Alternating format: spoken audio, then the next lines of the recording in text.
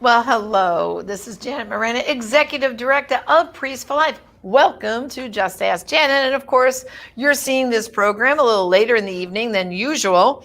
And that's because I'm filling in still for Father Frank Pavone, who will be back with us probably in a few more weeks.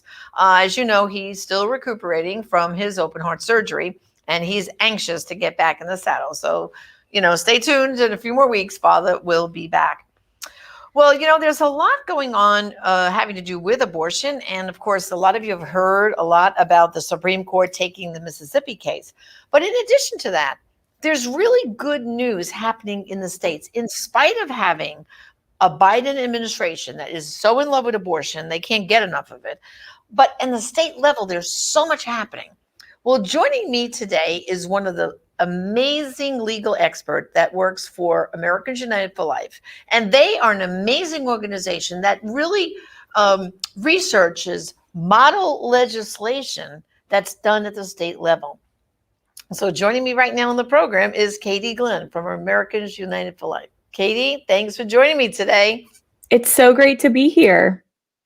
Well, like I said, AUL or Americans United for Life, you guys do amazing work. And I know there's a lot of work being done right now in the states on legislation to kind of push back against RU 486, a chemical abortion, for several reasons. Number one, the abortion industry has now using that as their trump card now. They're getting chemical abortion out there, big supply and demand, so to speak.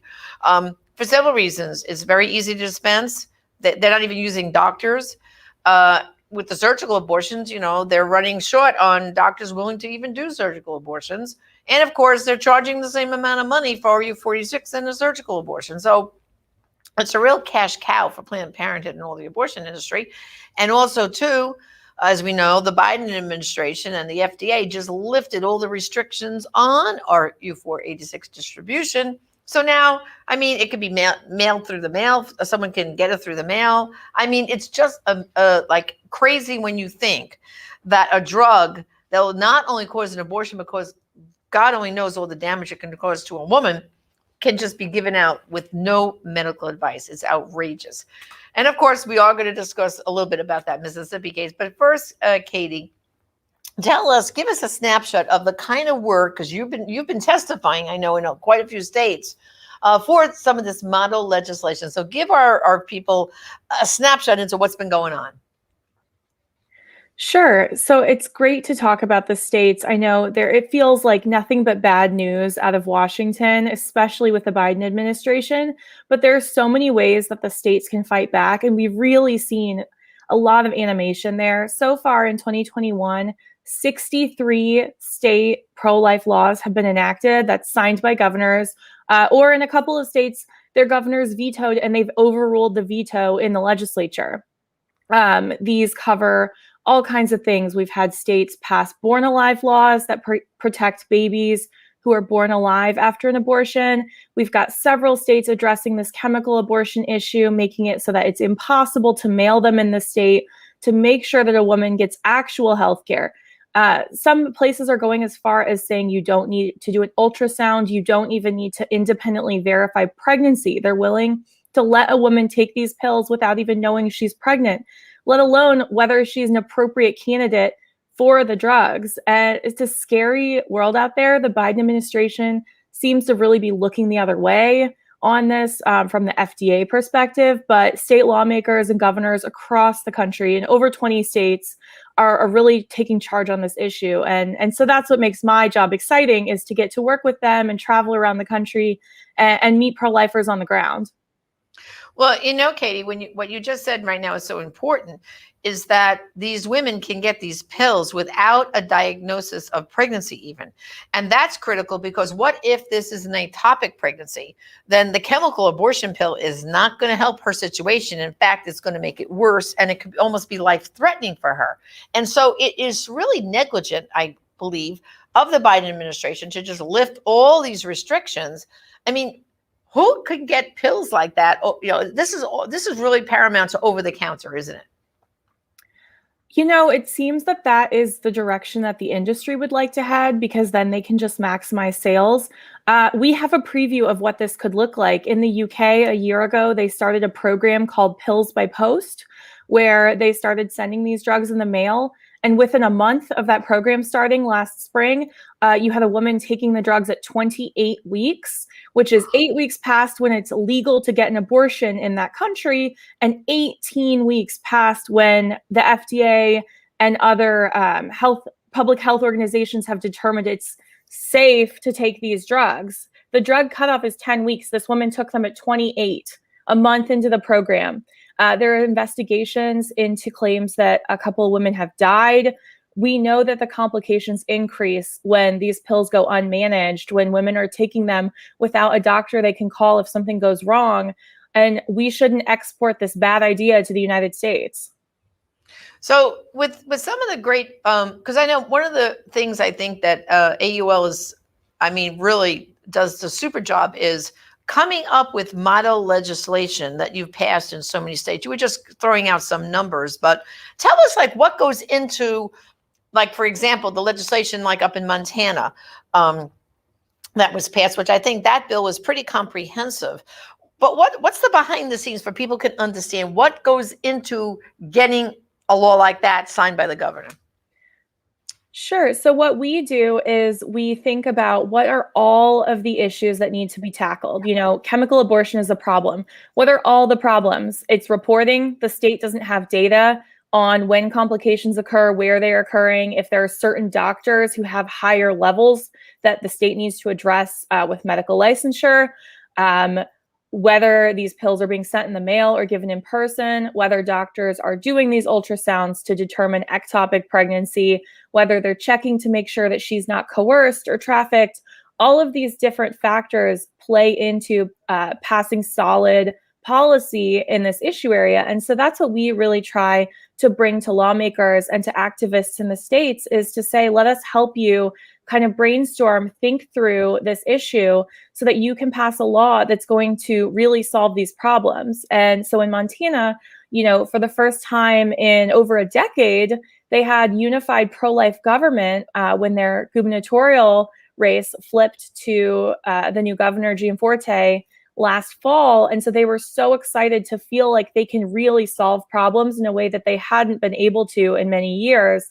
And so they passed several laws, including the chemical abortion one, to really make abortion more rare and bring more oversight to the industry in their state.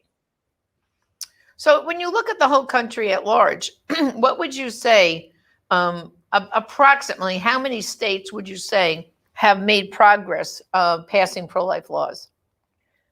Overall, life is winning. So far this year, we've seen almost 70 pro-life laws pass in 20 states. And we've seen, 6 or 7 anti-life, pro-abortion laws pass in 6 states. So when you look at the momentum, it is totally on our side. People understand this problem, and they're motivating their lawmakers to try to solve it in ways that take into account the nuances of their state. So, we are so happy that when we go into our bill tracker and we've got hundreds of bills to look at, we have to pick and choose where we can really invest our time because there's just so much going on. So now the people who are listening to our conversation right now, they might be saying, well, in my state, I'm not sure what's going on. Is there a place I can go to see what's happening? And how can I get engaged in the process? Maybe there's a local little pro-life group or a church that, they have a big pro-life presence and is saying, what can we do to influence the state legislatures, like in our state, to kind of get the ball rolling for more of these kind of bills? So where would they go to find out? And what would you suggest some action items for them to take? We publicize as much as we can what's happening in the states on our website, aul.org. But I would really recommend that all of your viewers find those groups at your state level, whether it's a Right to Life chapter or a family policy group or the Catholic Conference. All of them are thinking about these issues. They're talking to lawmakers, not just during the session, but year round. And so they're the ones, if you get on their email list, they're going to be sending updates saying, hey, we've got a hearing on Friday. We'd love for people to come out. And lawmakers do pay attention to that. You know, one of the things that makes America such a great country is that for your 2 minutes, those lawmakers have to hear you. And so everyone's voice really does matter. That's great. Well, of course, now everyone hears about the fact that, excuse me, the Supreme Court has agreed to grant certiorari to the Mississippi case. And all eyes are now on that. And I think basically, if you listen to the stuff that's coming out from all the pro-life groups, including Priests for Life, is like, hey, we got a chance now to really chip away maybe at Roe v. Wade. So for people who don't know anything about this case, give us a snapshot of this Missouri ban and I mean, Mississippi ban and what's expected up at the court. So this case is specifically about a Mississippi law that was passed in 2018 that prohibited abortions except for very rare instances where the life of the mother is threatened after 15 weeks. And they passed that law citing all of the data about how maternal health complications really, really increase in that second trimester. They passed it because of the data about fetal pain and how the dismemberment abortion procedure, which is the most common type of abortion during that second trimester at the 15 weeks mark, is horribly painful for these children. And because it's much more in step with the rest of the world than these states that have abortion throughout pregnancy, only 7 countries in the entire world do that. And it's not a great list. You know, North Korea, China, Vietnam, like that's who we're next to on this list when you look at states that have abortion throughout pregnancy, like Colorado. So Mississippi was really, you know, they had some good reasons to pass this law, but because of the Casey case from the 1990s, the court said, you can't pass this. They struck it down. So Mississippi has now appealed to the Supreme Court saying, give us a chance to make the case for our law. And so that's where this case is much more than Mississippi.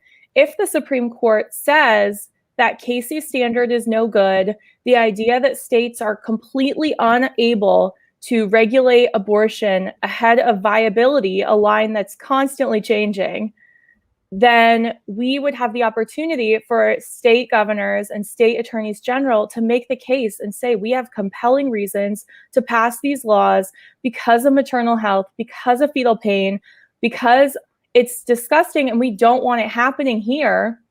And they could go into court and defend their own laws and say they have compelling reasons to do this. And right now, with the Casey standard, they're really barred from doing that. I see. So basically, so what you're saying is viability really is what's going to be debated, I guess, or brought about by this case. And the point you just made about viability, it is a moving target in a way. I happen to know some folks who had babies just recently, and the baby's still in the NICU at 24 weeks. And she actually went into the hospital at 22 weeks, and the doctors told her if we can't get to 24 weeks, there might be nothing we can do. So there's this thing, by the time they get to 24 weeks, the doctors will step in and say, okay, we're going to try and save that baby. It's before 24 weeks. And there have been babies who have survived at 21 and 22 weeks miraculously. But like you just pointed out, it seems to be, right, Katie, like a moving thing, this viability, right? Right. At the time that Roe v. Wade was decided in 1973, viability, which was never a scientific standard, was commonly understood to mean 28 weeks. By Casey in the early 1990s, it was 24 weeks. And now, as you said, there are babies who are surviving at 21, 22 weeks all the time. And we would only expect that as medical technology advances, that we'd be able to save these lives earlier and earlier. And so the idea that you've got sort of this moving standard where, by the way, you have abortion doctors who say things like, well, who's to say when viability really is? And so in states like Florida, where I live and where Priests for Life is located, we know that there are doctors who don't believe in viability as a framework, who are doing late-term abortions in violation of state law. this is not a good standard. It's unclear. It's never been workable. It's constantly changing, and states shouldn't be tied to it. And what would you say right now? Has the court at this point permitted any bans on abortion before viability, as far as you know? So the court has allowed what are called method bans. So, for instance, there's a federal law, and many states have a law banning partial birth abortion, some of which are done ahead of that viability standard later in like 18, 19, 20 weeks of pregnancy. And the court allowed that to stand, and it gave the parties the chance to make their case for the compelling interest here. And so that's what we're really asking the court to do, is to let everybody make the case. But there are lots of laws that are currently in effect that are technically in violation of this viability standard. They just haven't been challenged in court. So almost 20 states restrict abortion at 20 weeks. 20 weeks is ahead of that viability standard. But if the law hasn't been challenged, it's in effect. A bunch of states have had their bans on dismemberment abortion struck down, but Nebraska passed one in 2020 that has not been challenged, so it is in effect. This is the kind of thing where you're really at the whims of who's trying to sue you. Right. Well, I tell you, I think when most people hear this discussion, I think they get a little dizzy. But I've read, Clark Forsythe's great book on this topic, and I've listened to him speak and some of the other key lawyers. And one of the things they have said when people ask, could Roe v. Wade be overturned? They said, well, we really need what they call a willing court, right? I mean, that's really what it is. And now, we've got like 6-3, like we've got a little bit more of a majority now. But the question is, how willing is the court, or how far will the court go? Like, I know, for example, you can tell by his dissent, Justice Thomas, I think he's had Roe up to here. I mean, let's just look at Justice Thomas for a minute. How do you see him viewing this whole Mississippi case based on his prior dissents? Well, certainly Justice Thomas seems to be the most willing to send this issue back, to address some of the hard questions. Another case that is in this same wheelhouse is a case out of Arkansas. They passed a law banning Down syndrome abortions, because we know this is a huge problem in this country and around the world. And Justice Thomas has written about that. He's written about the eugenics behind the abortion industry, the history of it, and how it's currently being used for eugenics in that Down syndrome context. So we know he seems to be willing to take this as far as it needs to go to get the Supreme Court out of the business of regulating abortions for the entire country. Yeah. Well, like I said, to me, Justice Thomas is my favorite because of the way he's written different things. But when I first heard of this case, and I'm not a legal mind like you are, and the rest of the gang there at AUL, but I said to myself, this sounds to me more like they're going to do pre-Roe, like throw it back to the states and let every state pass or regulate abortion like they want to. And in reality, I mean, that's really what our founding fathers designed our government to be, that the people in the local government should decide about the laws that govern them in that state. And the reason why I think we got Roe v. Wade was the whole Dr. Bernard Nathanson and all those folks that were trying to push abortion all over the country. They were getting tired of just chipping away, right? I mean, there was only, before Roe, there was only abortion was legal in 5 states. And they were thinking like, oh, we'll never get what we want this way. And so they went for the whole enchilada. But to me, this case, couldn't this just throw it all, if we win it the right way, could it not throw it all back to the states, and which should be better right now? And that's why what you just said about state legislation is so important. But could that be the goal here, to throw it back to the states? That's certainly one possible outcome, and one that we think would get the court out of this question, would allow the people through their elected representatives to make their own decisions and, have the policy that they want in their states, rather than being stuck in this framework where every couple of years we get a new little nugget of wisdom from the Supreme Court. So we think that would be a great outcome. And you're right that the strategy of the industry, and Clark documents this so well in his book, Abuse of Discretion, was to bypass the 50 states, to get this out of the hands of the people who they knew were not with them by using a lot of false data, I might add, and get it to the court, where the court basically worked backwards from an outcome they wanted. They wanted to make abortion legal and accessible everywhere in this country with very few limitations. And so they worked backward to try to create a legal framework for that where one really didn't exist. And so that's what Clark documents in his book, is sort of, this viability framework, this 3-trimester framework that we are stuck with now for the last almost 50 years in our laws, are because the court had to find some way to justify the outcome that they were seeking, which is absolutely not the role of judges in our judicial system, and certainly does not seem to be the role that several of these newer Trump-appointed justices see for themselves as a member of the Supreme Court. Yeah, I mean, if I had to, predict, so to speak, of our 6 on our team, I mean, Thomas, I would say 100%. We can count on him. Alito, I think, is 100% too. I've noticed, because at Priest for Life, we've done some amicus briefs using the testimonies of women from Silent No More and other things. And Alito actually has quoted the women's, our brief in his writings. So I'm pretty confident with him. I am, and with Gorsuch, I'm pretty sure, and Kavanaugh, and even Amy Coney Barrett. I think the only person I find a little can't predict is Roberts, right? Chief Justice Roberts, wouldn't you say? He certainly seems to kind of see his role as a little bit more political because he is the chief. I know that there are some people who have expressed some concern about Justice Kavanaugh, but in the June medical case, the last big case we had in the court in 2019, one of the things that Justice Kavanaugh wrote about at length in his dissent was the need for more data, more information. He would send this case back for more fact-finding in the lower courts. And so to me, I think, that's what we need. We need states to be able to shine a light on these issues. In Mississippi, in this case, they never got a chance to do that. They were dismissed on summary judgment. There was no discovery. There was no fact-finding. They were really not able to present the evidence for why this law is so important. And that's what we'd love to see happen, because we think that will help make the case to the American people, the half who don't already agree with us, why we need these laws.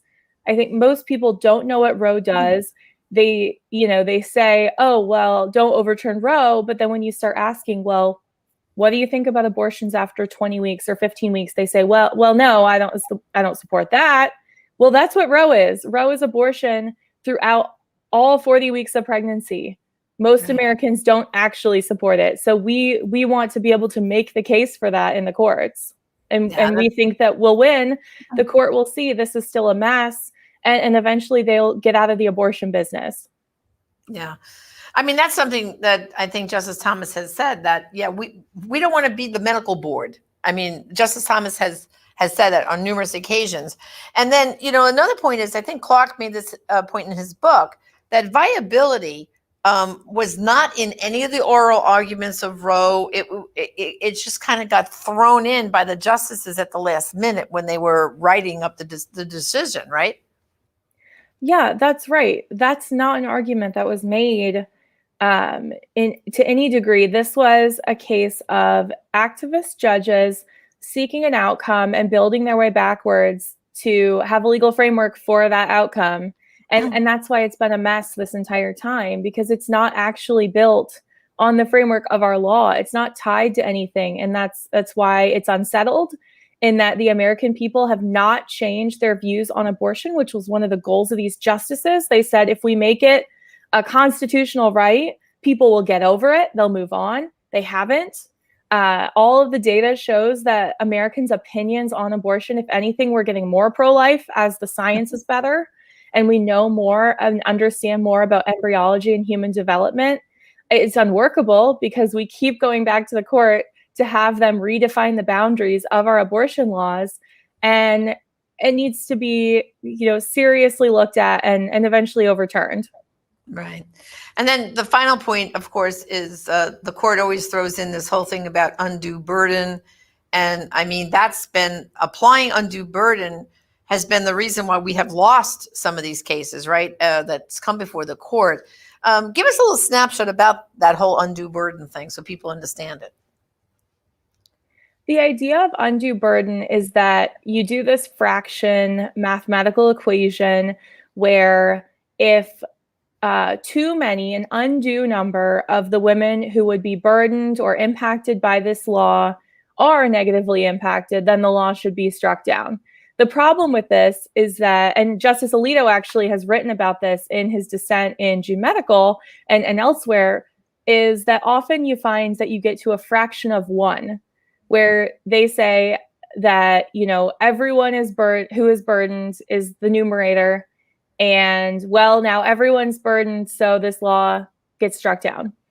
Yeah. So if you're drawing the group of affected people as everyone who doesn't like this law or would be impacted by this law, you're always going to strike down this law. And that's part of why it's such an unworkable test. So we've seen, at least from Justice Alito, as signaling that he's had enough of this undue burden test. But for now, it is still being applied in the lower courts. Right. Boy, oh boy, Katie, so much information in such a short amount of time, and I want to thank you for it. And, you know, I just hope our viewers understand that this is now going to be a period of education. I look at this, Katie, just like with the partial birth abortion ban. That took years and years and years to go. And during that time, the pro-life groups did a great job of educating American people. So I think we're going to be very excited now, looking at viability, looking at the unborn child. So I just want to thank you and everything AUL does. God bless you guys. And let's just keep going with the states, and let's pray for Mississippi. Maybe this will be the thing to finally chip away at Roe. Okay. We sure hope so. Thanks so much for having me. My pleasure. Well, brothers and sisters, thank you for joining us on the show. And of course, we have a special campaign going, My Heart Beats Just Like Yours. Go to that webpage, myheartbeatsjustLikeYours.com. You're going to see that unborn child in the 7th, 8th, 9th, and 10th week of pregnancy and what you can do to help save those babies. And brothers and sisters, remember, there are some abortions only you can stop and some lives only you can save. Join us again next time on Just Ask Janet.